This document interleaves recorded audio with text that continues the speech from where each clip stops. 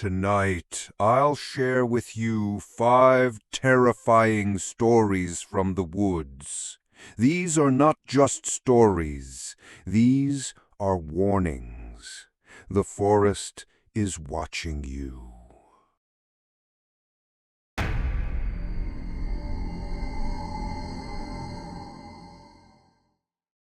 I never planned to hike that late in the evening, but sometimes a trail has a way of convincing you to stay. The ridge I followed outside of Flagstaff was supposed to be a simple out and back, just long enough to shake off the week, with enough daylight to make it back to my truck before the cold crept in. The sun had already dropped behind the mountains when I realized how far I'd wandered, and the shadows stretched into the kind of gray that makes every tree look like it's leaning closer. I turned around, telling myself it was fine, that I had my headlamp and an easy route back. The ridge fell quiet in that way forests do at dusk, not empty, just holding its breath. That was when I noticed the light. At first, I thought it was another hiker, a flashlight weaving through the trees a little downslope from me. It moved slow, steady, never bouncing like a headlamp, more like someone carrying a lantern in front of their chest. I almost called out, then hesitated, because the trail below wasn't a trail at all, just brush and stone. Whoever it was seemed to glide in a straight line through a place where I knew the terrain was broken and rough. I stopped to watch, expecting the light to vanish behind trunks, but it never did.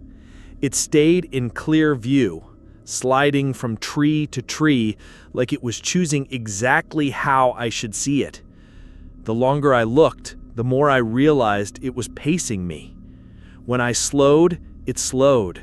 When I quickened my steps, the lantern drifted a little faster too, keeping the same distance as though tethered by some invisible rope.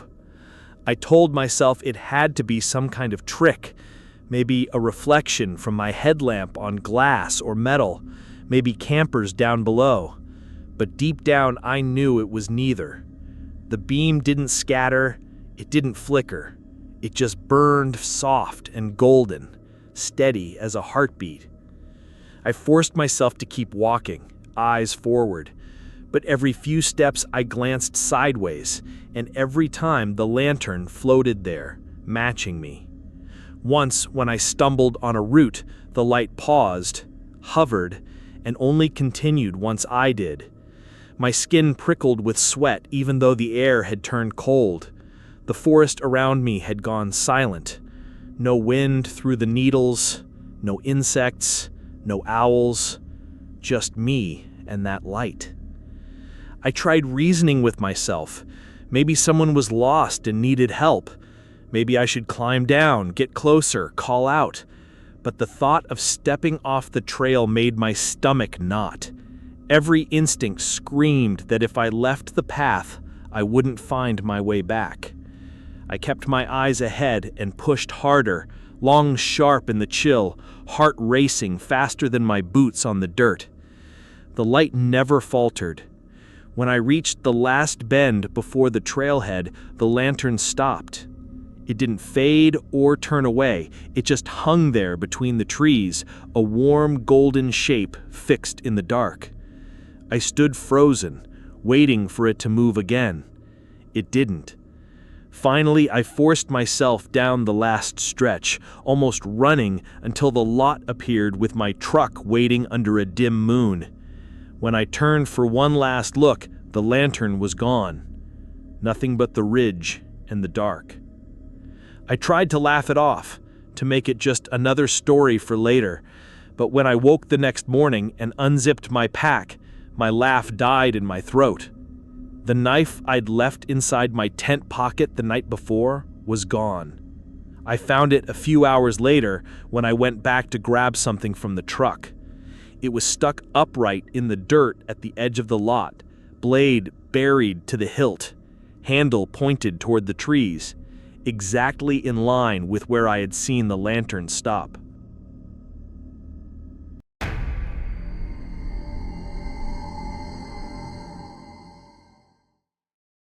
I thought the trail would be simple, just a short walk to a lake that locals said was beautiful at sunset.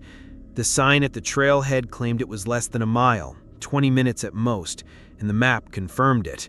I set out with only a small bottle of water, thinking I would be back before the evening chill set in.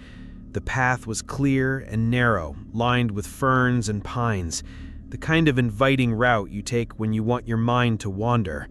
I kept expecting to hear water lapping, or to see the glow of the lake through the trees. After half an hour of walking, I realized I hadn't heard anything at all. Not birds, not wind, not the faint sound of a shoreline, just the crunch of my boots and my own breath in the stillness. I told myself I must have slowed down without noticing, so I pushed on faster, waiting for the lake to appear around the next bend or the next. The trail stretched on and on, bending gently through identical pines, always sloping just slightly downward as if promising the shore was just ahead. After an hour, I checked my watch, and that was when the unease settled in. A mile doesn't take an hour. Something was wrong. I turned around, deciding I must have overshot a spur path or missed a marker. The walk back felt heavier. But after 20 minutes, the realization hit me like a cold hand. The trail behind me looked the same as the trail ahead. The same knot of roots, the same leaning trunk scarred with moss. I thought maybe I was panicking. Maybe the forest was just repeating itself, the way trees sometimes trick your memory. But when I walked another 20 minutes and passed the same scarred trunk again, my stomach dropped. The air felt thick, too still, like the woods were holding me in place. I decided to mark my progress. I snapped a branch in half and left it across the path. I kept walking, trying to calm the pounding in my chest, telling myself that eventually I'd come to the trailhead or hear cars from the road. After 10 minutes, my boot struck something under the needles. I looked down. It was the same broken branch I had left, lying in the exact same spot. I stood there, frozen, staring at it, feeling my throat tighten as if the trees had moved while I wasn't looking. I forced myself to keep going, veering slightly off the path, pushing through brush to try and cut across the loop. My legs scratched against thorns, sweat sticking my shirt to my back, even though the air was cool. I walked until my calves burned, and then stumbled back onto a trail. The relief lasted only seconds before I saw it was the same trail, the same knot of roots, the same scarred trunk. By then, the light was fading, and shadows stretched long and thin between the trees. I sat down on a rock and tried to breathe, telling myself not to lose control, that panicking would only make it worse. I drank the last of my water and forced my legs to move again, each step heavier than the last. I don't know how long I walked, an hour, maybe more, but when I looked up and saw the forest opening, my heart leapt. I thought it was finally over, that I had broken free. I rushed forward, nearly tripping over the roots until I realized what I was looking at. It wasn't the trailhead. It wasn't the road. It was the same lake I had been searching for since the beginning, except there was no path behind it, no sign, no marker, just still, black water stretching out under the twilight sky, as if it had been waiting all along.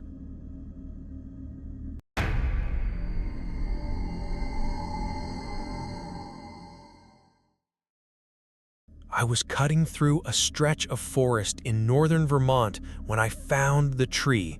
It was tall and old, its bark rough and gray, and right at eye level, someone had carved a perfect oval, an eye staring out from the trunk. The detail was sharp, the lines deep, not the kind of lazy initials or crude symbols hikers usually leave behind. I stopped and laughed to myself, saying out loud that it felt like the woods were watching me. The sound of my voice carried strangely, as if the trees leaned in to listen. I took a picture with my phone and kept walking, telling myself it was just one of those odd things you find on the trail. That night, I camped not far from there, the kind of quick setup you make when you're tired. Tent staked down, small fire, boots off. Sleep came easily, but the dream that followed was so sharp it felt more like memory. I was lying in my sleeping bag, and the tree with the carved eye was standing right outside the tent, the oval open now, alive, an eye rolling and blinking, staring through the thin fabric directly at me. I couldn't move, couldn't breathe, only watch as it seemed to lean closer, its pupil widening like it was drinking me in. I woke with a jolt, drenched in sweat, my heart hammering as if I'd run miles. The fire had burned low, the forest was silent, and I told myself it was just a dream born from a creepy carving. In the morning, I went back, more curious than afraid, to see the tree again. The air was bright, the forest alive with the chatter of birds, everything looking perfectly normal.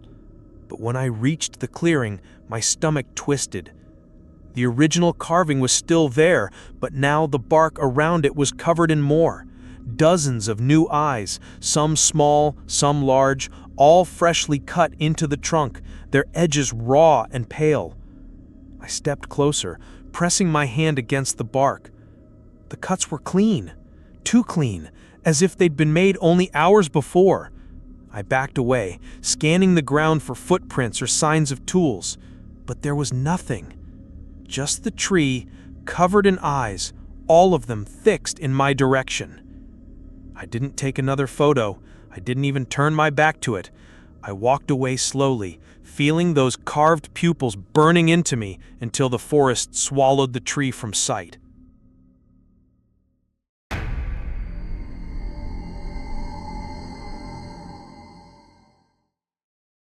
We had set up camp deep in the Adirondacks, just 3 of us around a fire after a long day of hiking.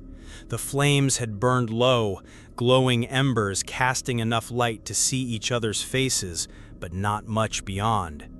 We were telling stories, the kind you tell when the night is quiet and the woods feel bigger than they should, when I noticed movement at the edge of the trees. A man stepped into the circle of light, dressed like any other hiker, worn boots, a heavy pack, a jacket zipped to his chin. He didn't say a word, just gave us a small nod and held his hands out to the fire as if he'd been walking for days and needed the warmth. The 3 of us looked at each other, uneasy but too polite to question him.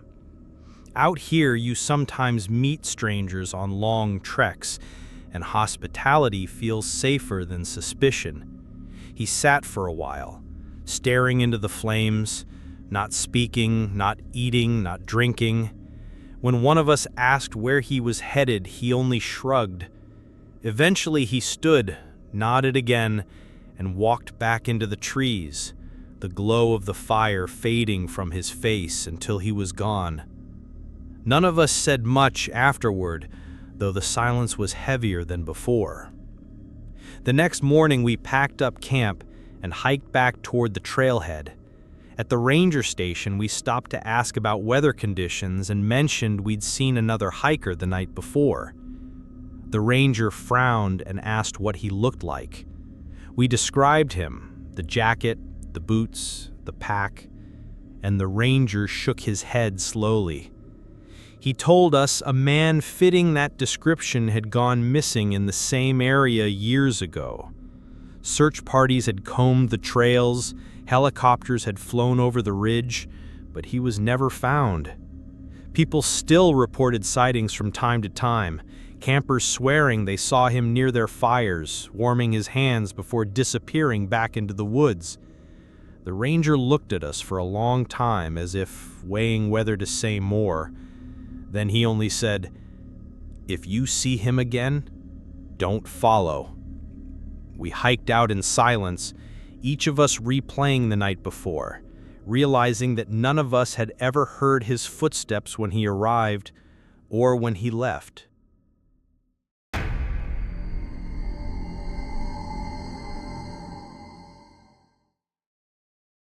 It was our second night camping along the Cascades, the kind of quiet evening where the air feels sharp and the stars hang close enough to touch. We had finished dinner, cleaned up, and were settling into our tents when I heard the sound. At first, I thought it was just wind moving through the branches, but then it came again, clear and deliberate, the soft ring of a bell. Not the heavy toll of a church or the jingle of a collar, but something small and delicate, like a handbell struck just once. I unzipped my tent and leaned out. The forest was black beyond the glow of our dying fire, but the sound drifted again, faint and inviting, from somewhere deeper between the trees. One of my friends heard it too. He laughed nervously and said maybe another group of campers was playing a trick. The third friend, braver than the rest, decided to go see. He grabbed a flashlight and stepped off the path, the beam cutting thin slices of light through the pines. We called after him, told him not to wander too far, but his voice came back steady, saying he'd just check and return. The ringing grew softer as he moved away, as though the bells were leading him on. Then the forest went quiet. Minutes passed, the fire shrinking lower, our nerves tightening with each crack of a branch in the distance. We called his name, but no answer came.